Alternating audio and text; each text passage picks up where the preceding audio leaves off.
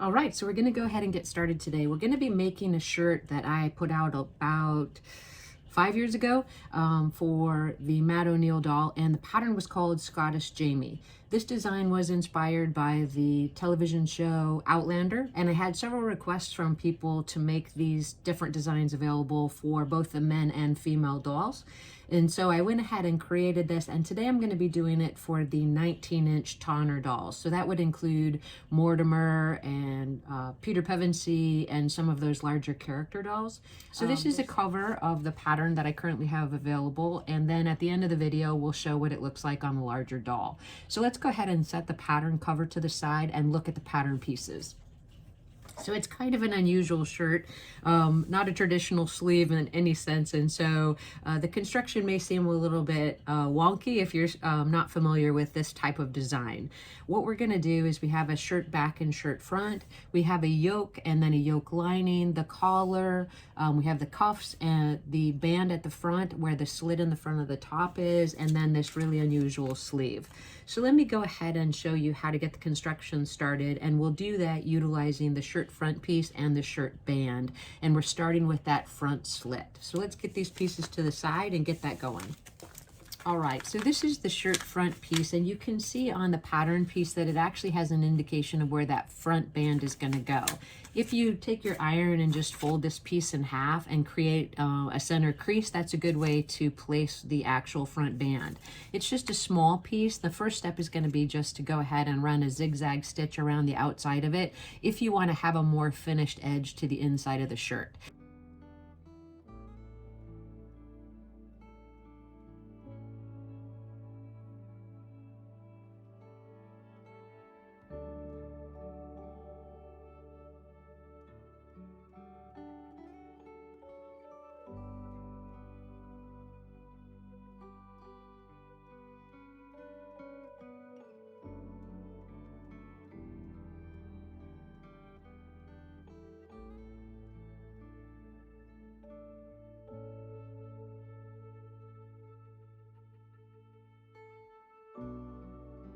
Now that you have the outside of the band with a little zigzag stitch to finish, we're going to go ahead and match it to the center of the front of the top. So I just went ahead and folded it in half and put a press mark there, and I'm just going to lay the front band right over that press mark in the center, and then I'm going to sew down each side with a very small stitch, leaving enough room in between to go ahead and cut that center slit out.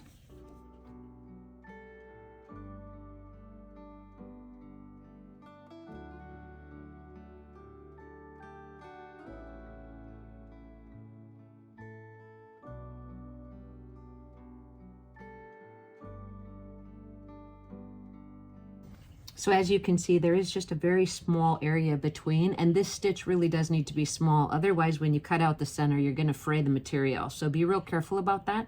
You could also use a little fray check along that outside of the seam allowance just to make sure that it doesn't pull. So let's cut down the center and then take the band and turn it to the inside of the garment and press it, and then we'll top stitch right along that slit.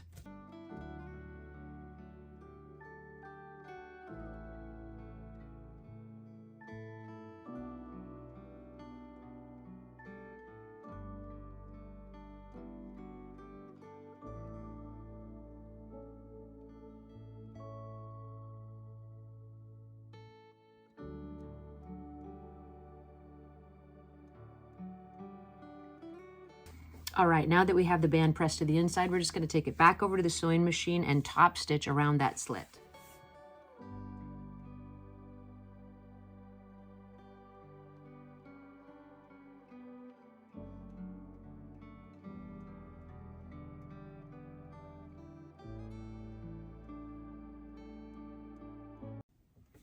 Great. Now that we have that part finished, we're going to go ahead and prepare the yoke lining. So the yoke and the yoke lining are the exact same piece, and you can use the cotton for both pieces if you prefer. What we're going to do is go ahead and just fold the upper edge of one of the yoke pieces under a 1/4 inch and press, and that's actually going to be used for the lining.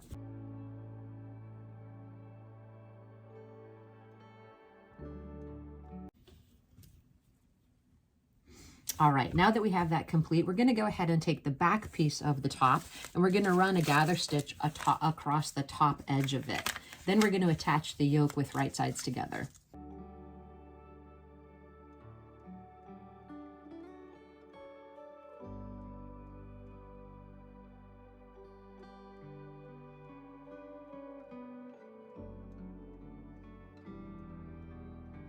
All right, we're going to pull the gathers to fit the back edge of the yoke, and then we're going to sew it with right sides together.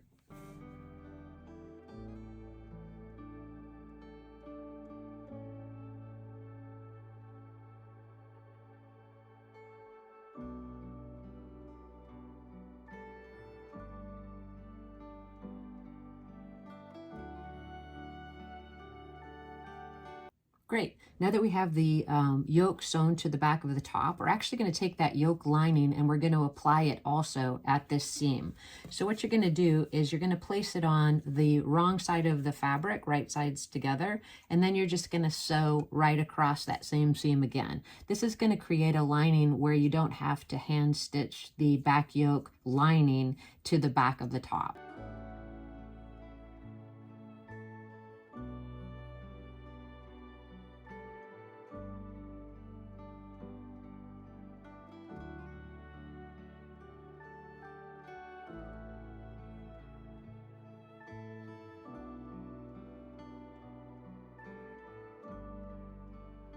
So this is actually the lining. As you can see, that's where we turned the front side of the yoke up 1/4 inch, and that's going to go to the front of the top. And this is actually the back yoke. So now that we have that constructed, we're going to go ahead and just press all of that up. And then we're going to take a gather stitch across the front of the top right here, and we're going to match it to the front yokes and then sew it in place.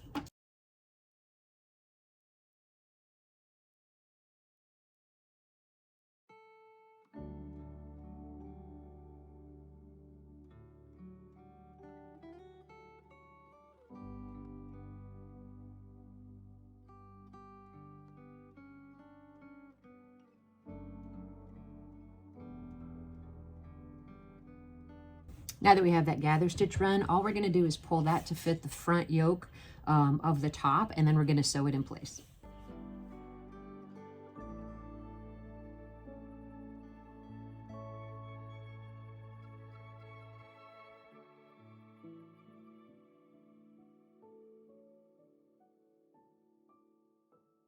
Now that we have the shirt front and back sewn together at the yoke, what we're going to do is flip it over, and that area where we had the yoke lining, we're going to bring that to the front and go ahead and either top stitch it to that front seam, or you can do it by hand as well. So I think what I'll do is I'll go ahead and top stitch it in place just to make it quick, and then we'll go ahead and start preparation of the collar.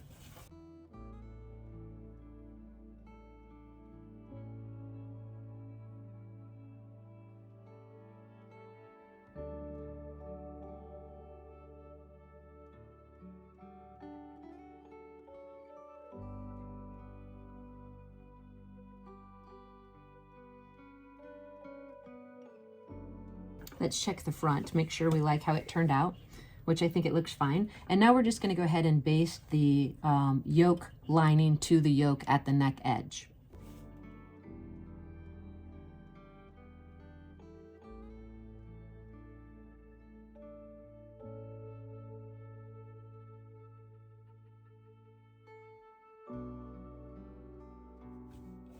All right, now we have the yokes basted together at the neck edge. We're going to go ahead and prepare the collar.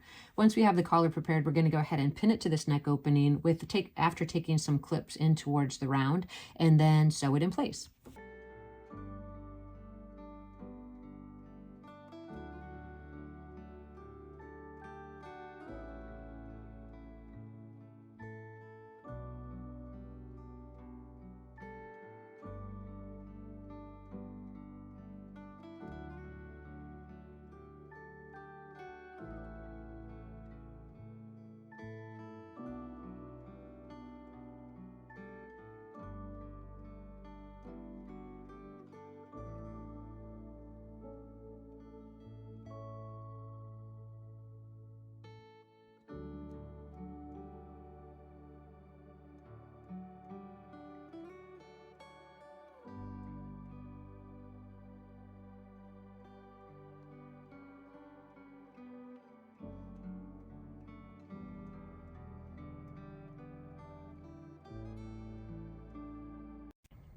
Now that we have our front and back sections sewn together at the yoke, we're going to go ahead and apply that collar.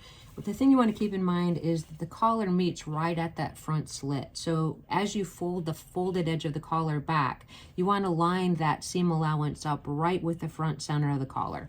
Now you can go ahead and pin this in place, but I think it's a little bit easier to sew if you just start it with a few pins and then you lift your sewing machine foot up and adjust the material as you go around this rounded edge. So that's what I'm going to do now as I sew the collar in place.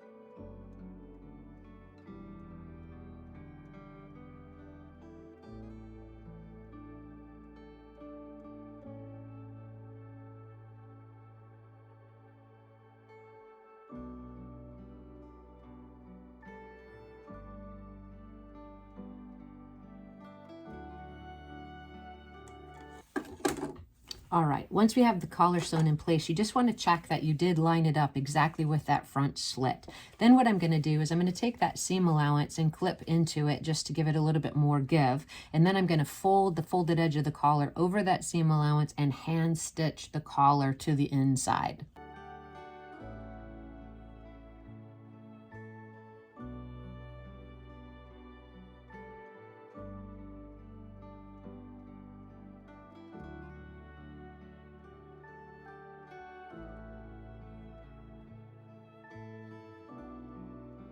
All right, now that we have the collar basted to that seam allowance, we're going to go ahead and press it, and we're going to move on to the next step. We are really getting close to being finished now. This is the most complicated part of the construction.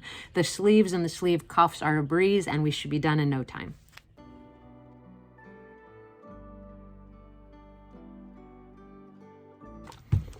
All right, so here's where we are so far. We have everything constructed up to this point. It's looking pretty great. You'll notice that the collar's lining up right to the edge of that front slit, which is what we wanted. And now we're going to go ahead and start construction of the sleeves. The sleeves are actually a pretty easy assembly, so we're almost done with the top. I hope this video is helping you so far. If you are enjoying the content, please hit that like button and subscribe. I try to put out a lot of good content for you guys, and I hope that you're enjoying this. So let's go on to the next step.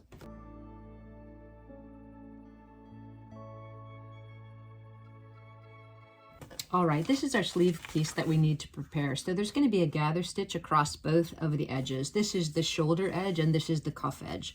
So you'll notice on the pattern that there's a sleeve back and a sleeve front. That's going to be the way that the sleeve drapes at the wrist. So keep that in mind.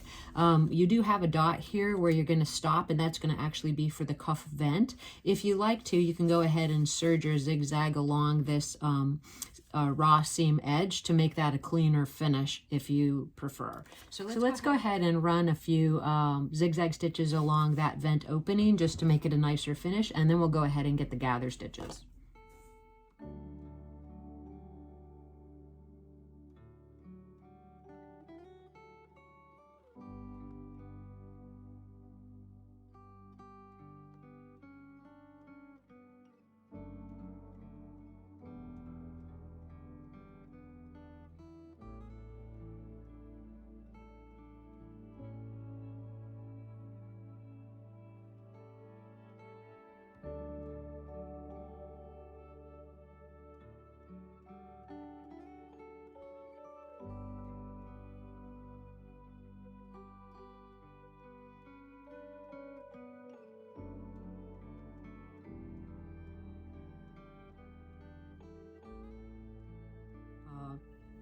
All right, now that we have our gather stitches in place, what we're going to do is just go ahead and use that shoulder area first. We're going to pull that top gather to match the opening for the sleeve on the top. So we're going to do it right here. Now remember, as I said, it's indicated on the pattern which one is the sleeve front and the sleeve back. So you want to refer back to that to make sure you have the drape of the cuff going in the right direction.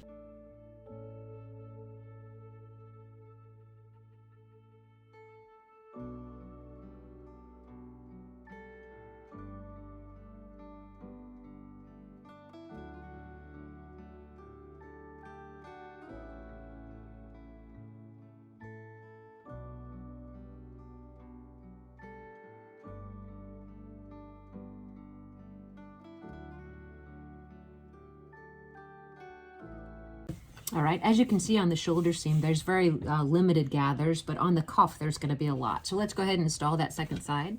Now that we have the sleeve sewn into the actual top, what we're going to do next is sew the top, front, and back sections together at the underarm seam and the side seam.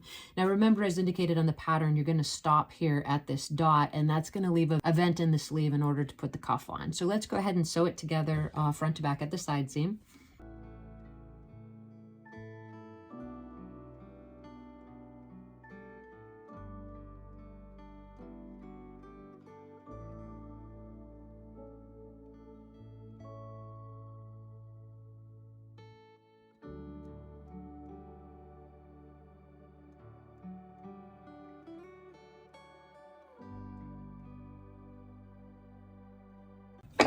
All right, we're going to take this over to the ironing board. We're going to clip into the seam allowance and we're going to press those seams open, and then we're going to get that cuff assembled, and we're almost finished.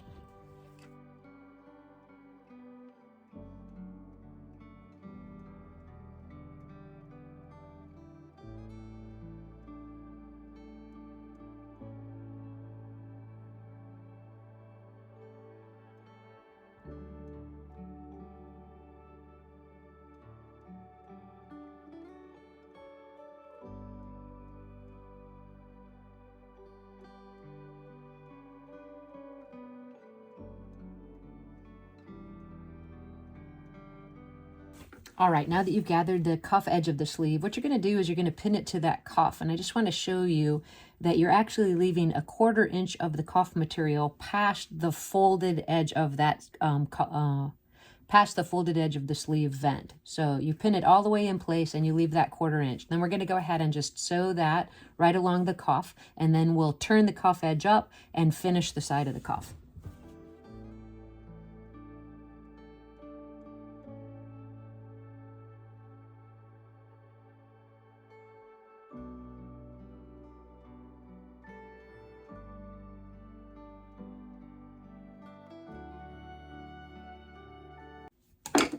All right, so let's go ahead and check to the inside and make sure we did a pretty reasonable job.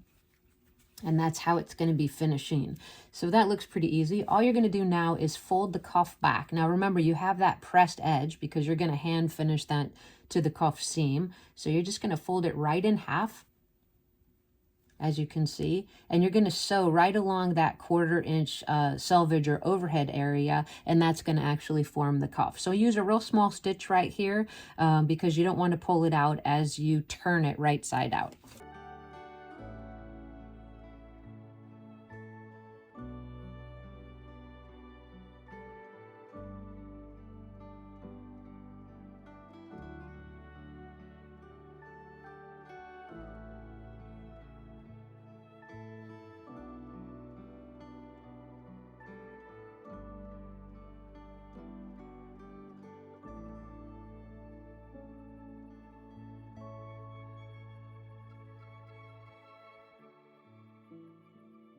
All right, so our cuff is actually finished. All we're going to do is turn the other portion of the cuff to the inside, and then we're going to finish that folded edge to the inside of the cuff seam.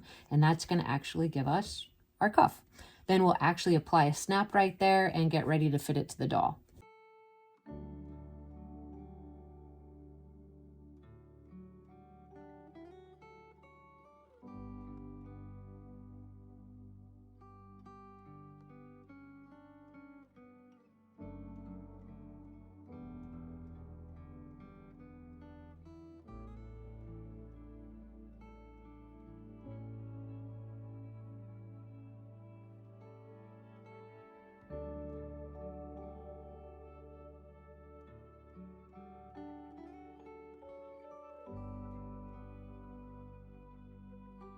All right, here's our shirt so far. We have the snap sewn in at the cuff and everything's actually complete. The only thing we need to do to finish this top up is to go ahead and turn up the hem edge a 1/4 inch and put that hem in place. Then we can get a fit to the doll, get a few pictures, and see how our project turned out. So let's do that now.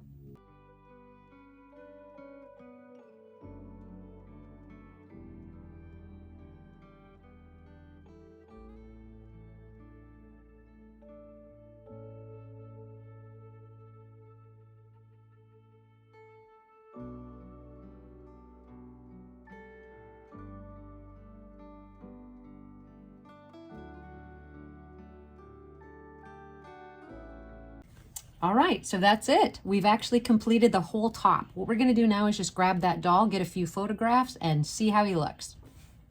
This concludes our construction of the 17th century style top. The Scottish Jamie pattern will soon be available for the 19-inch male fashion dolls. Please look for part 2, which will show how to make the kilt from that pattern. And as always, thank you so much for watching. If you have any questions about the construction, please list it in the comment section below, and I'll see you in the next video.